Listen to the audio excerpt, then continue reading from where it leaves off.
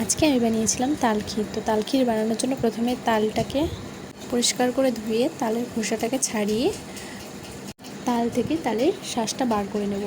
তো আর এই দিকে নারকেলটাও কুড়ে রেখেছি। তারপরে উনুনে কড়াইটা বসিয়ে কড়াইটা একটু গরম হলে তার মধ্যে তালের পাপটা দেওয়া হয়ে গেলে এরপর ধীরে ধীরে কিছুক্ষণ নাড়ার পরে এর মধ্যে একে একে নারকেল কোড়াটা দিয়ে দেব। নারকেল কোড়াটা দিয়ে ভালোভাবে নেড়ে মিশিয়ে নেব এবং কিছুক্ষণ এইভাবে নাড়ার পরে